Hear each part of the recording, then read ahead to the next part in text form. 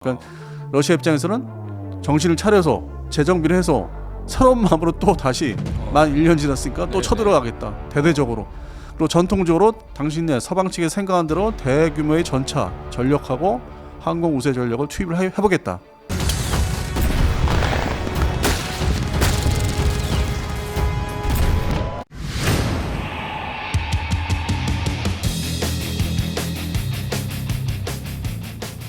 안녕하십니까, 한성범 대표님. 네, 안녕하십니까.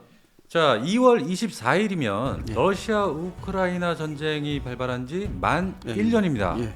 자, 그런데 지금 전 세계 언론에서 이 러시아의 대공세가 시작될 것이다, 이렇게 지금 앞다퉈 이야기를 하고 있는데요. 예.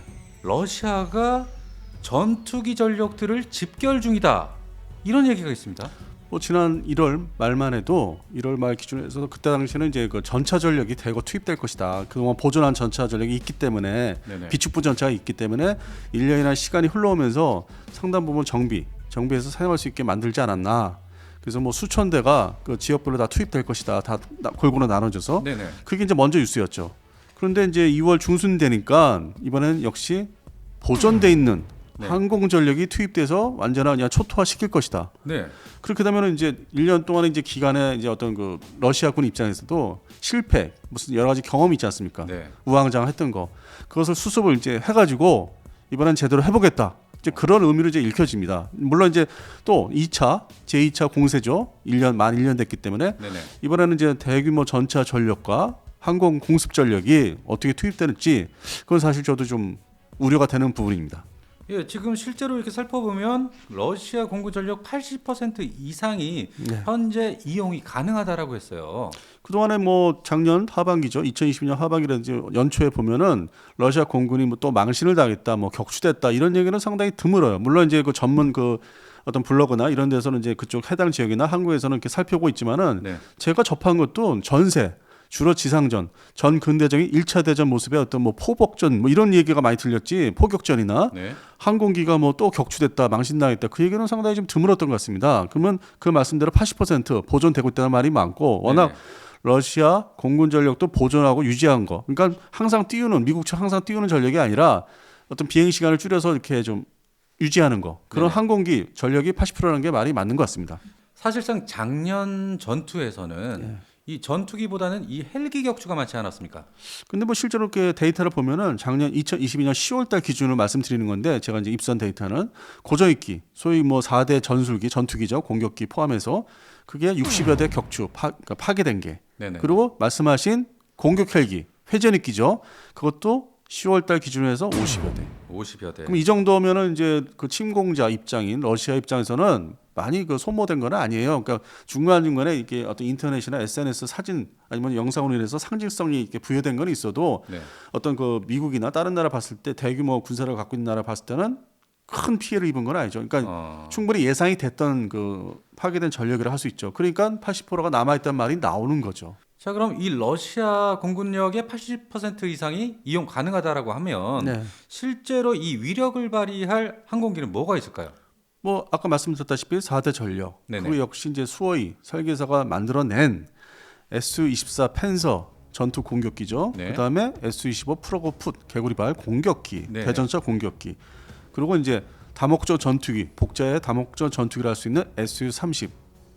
그다음에 이제 또 이제 일부 대수는 얼마 안 되지만 Su-35 슈퍼 플랭커. 그리고 이제 오리 주둥이 같이 생겼다는 Su-34 장거리 타격기. 네네네. 그래서 이제 뭐 4대 전술기 플러스 1인데, 여기에 이제 추가될 것이 이제 전통적인 폭격기.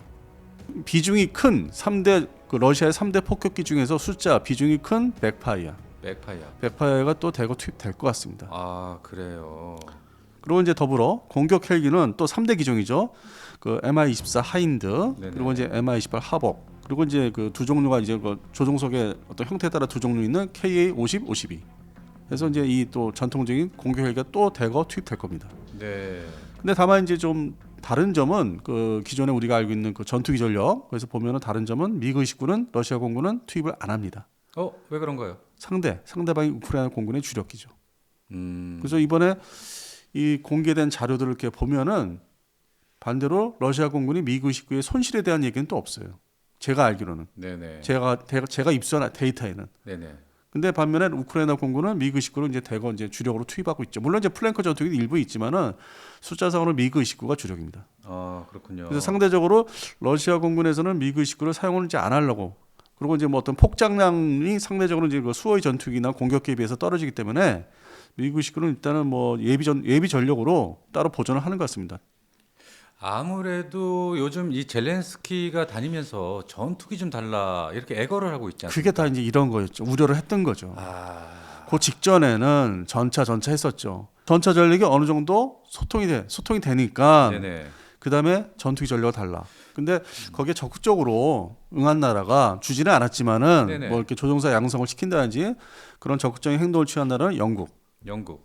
그래서 이제 그 관련 기사가 나오기를 과연 영국에서 조종사 양성을 이제 교육시키는 거는 좋은데 맞는데 그렇다고 유로파이터를 줄 거냐? 유로파이터 주면 저게 운영하기 되게 어려운 그 전투기 중에 하나인데 네. 복잡한데 기존의 개발국 영국이나 뭐 독일, 이태리, 스페인 이런 나라 말고는 쓰기가 좀 어려운데 중동 지역도 이게 상당히 좀 뭐 이렇게 다루기 어려운 전투기로 이제 평가가 되고 있는데 네. 과연 실효성이 있느냐?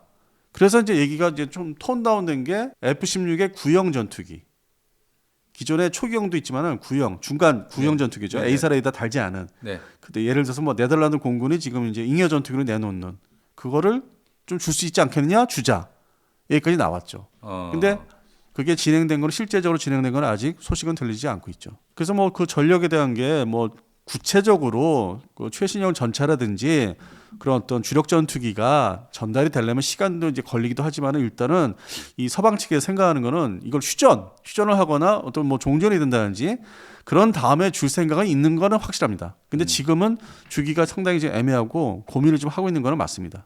아무래도 지난해 전투에서는 이 러시아 지상군이 상당히 고갈된 상태가 되지 않았습니까? 네. 그렇기 때문에 러시아가 이번에는 이 공중전으로 태세를 전환한다. 네. 이렇게 예견을 한 게 아닐까요? 이건 뭐 넓게 말씀을 해서 전문 용어 중에 하나가 항공우세. 항공우세는 이제 공중전을 통해서 이제 승기를 잡는 방법도 있지만 지상 공격, 대대적인 공습.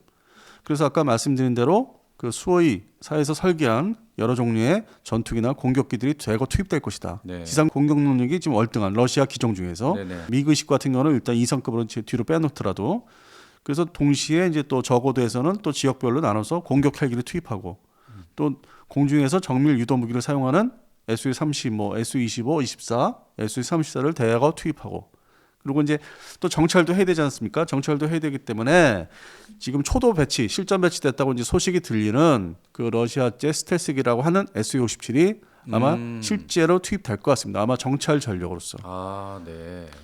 그래서 이제 이게 본격적으로 이제 만 1년 이제 지나면서 1년을 맞이하고 지나면서 어떤 전쟁의 양상이 작년 이맘때 예상했던 대로 다시 돌아갈 것 같습니다. 자, 그런데 이 우크라이나의 방공 시스템은 상당히 잘 되어 있지 않습니까? 사실상 뭐 제가 볼 때는 예. 지금 뭐 중구난방이에요. 처음에는 이제 러시아제, 구소련제 S-300 같은 걸 중심으로 있었는데 네네. 그다음에 어떤 그 기동하기 좋은 그런 단거리, 중거리 미사일들이 이렇게 차량으로 탑재된 아니면 궤도식으로 그게 주력이었는데 뭐 그 개전 초기에 상당 부분 또 파괴되면서 보충했던 게 중간중간 보충해서 받은 게 서방 측에 무슨 뭐 중거리 미사일들 네네. 뭐 노르웨이에서 받은 것도 있고 지금 프랑스에서 또 넘긴다는 거 있고 샘티 같은 거 그런 것도 있고 이태리하고 같이 만든 그리고 더 나아가서 이제 미국에서는 패트리어트를 주겠다. 그래서 뭐 주겠다고 한 거지 그게 지금 배치가 완벽하게 된 게 아니기 때문에 그 러시아 입장에서는 그러한 것들이 인도되기 전에 자리 잡기 전에 공격을 가하겠다. 러시아 입장에서는 정신을 차려서 재정비를 해서 새로운 마음으로 또 다시 만 1년 지났으니까 또 네네. 쳐들어가겠다. 대대적으로. 그리고 전통적으로 당신네 서방 측에 생각한 대로 대규모의 전차 전력하고 항공 우세 전력을 투입을 해보겠다. 그래서 이제 그 얘기가 흘러나오는 거죠. 진짜 쟤네들이 옛날에 그 전통적인 방식을 이제 정신 차리고 하려고 한다. 이거 어떻게 되냐?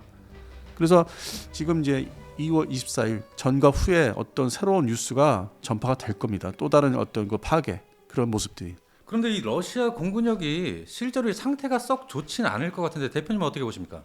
아니요, 그 실제 뭐 공개된 그 숫자들을 각각의 숫자들이 이제 보존 전력들이 있는데 운영하는 보유 대수, 가동되는 기종들이 예. 그것만 더 제대로 동원되면은 파괴력이 대단하죠. 아, 그래요. 그게 이제 1년 전에 그게 다 그냥 한 번에 다 투입되는 줄 알았죠. 어떤 미국식으로.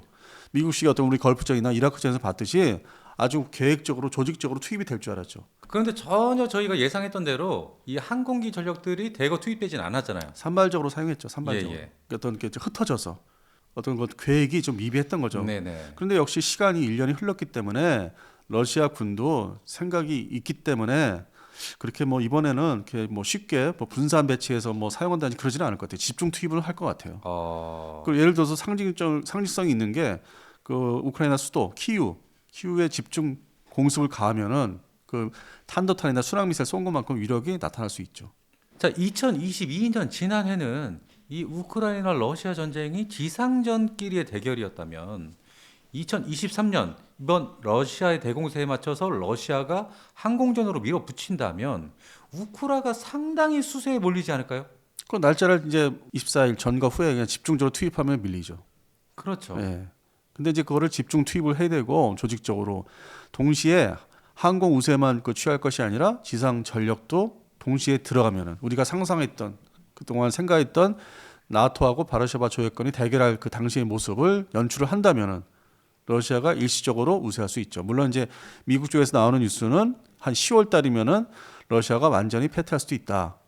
그런 얘기도 나오긴 하는데 뭐 여름부터 시작해서 근데 지금의 준비하는 거를 봤을 때는 상황을 봐야죠. 봐야 알죠. 결과 나온 것도 아니고 네. 어떤 러시아의 전통적인 전력이라는 게 어떤 탈냉전 이후 좀 줄이면서 자기들이 꼭 필요한 전력을 남겨 보존을 해온 건 사실이에요. 전차 전력도 그렇고 항공 우세 전력도 마찬가지고 폭격기를 중심으로. 네. 그래서 그 모습을 우리도 러시아군도 할 수 있다고 이제 시연을 보여준 최초의 모습이 우리가 좀 놀랬던 게 시리아 내전. 그때 폭격기, 장거리 폭격기를 동원해서 순항 미사일 쏘는 모습을 일부러 공개를 많이 했고 바다에서 우리 러시아 해군도 미 해군처럼 순항 미사일 이렇게 쏠 수 있다. 그래서 사실 그 당시에 시리아 내전 그 중간에 러시아 군들이 투입돼서 그런 정밀 유도 무기를 쏘는 걸 봤을 때 서방 측에서 좀 움찔했었죠. 네. 그걸 이제 대규모 투입한 게 뭐 미사일 중심으로 그게 바로 이제 우크라이나 전쟁 침공이었죠. 거기에 전통적인 항공기를 투입해서 공습을 가한다. 동시에 지상에서는 전차들이 막 그냥 우리가 2차 대전 때처럼 막 그냥 여기저기서 막 들어간다. 조직적으로. 그러면 이게 어떻게 될지 모르는 거죠. 장담할 수 있는 부분은 아닙니다. 예, 실제로 2월 24일이 이제 일주일 정도밖에 남지 않았는데요. 과연 전 세계 언론이 예상하는 대로 이 러시아가 대공세를 하게 될지는 저희가 뭐 지켜볼 수밖에 없잖아요. 근데 우리가 작년에 딱 만 1년 전에 1월에서 2월 그 초순 그 직전까지 설마 했잖아요. 설마 러시아가 쳐들어가겠느냐. 아, 그렇죠. 그냥 대규모 위협을 가하는 거지. 예. 근데 실제 쳐들어갔잖아요. 네. 그래서 그런 모습을 보면은 그 시행을 할 수 있고 왜냐면은 이번에 러시아 입장에서는 이거를 제대로 시도를 안 하면은 결국 전술핵을 사용해야 되는 그까지 밀려가는데 그렇다고 전술핵을 사용할 수 있는 것도 아니고 그러면 재래식 전력을 최대한 자기들이 집중 투입을 해서 승기를 잡고자 하는 게 그 모습이 이제 서서히 드러나고 있는 거죠. 그래서 2월 24일 꼭 그날이 아니더라도 그 며칠 지나서라도 이게 나타나지 않을까 대규모 어떤 공격이 네. 일단은 좀 상황을 봐야 되겠죠.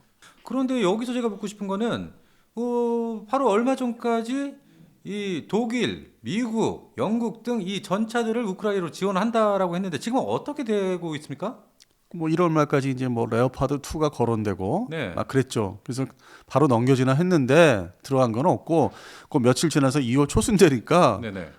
그 어떤 그 레오파드 2 그런 수준의 전차들 얘기가 아니라 레오파드 1으로 원이죠, 원. 1으로 내려앉더라고요.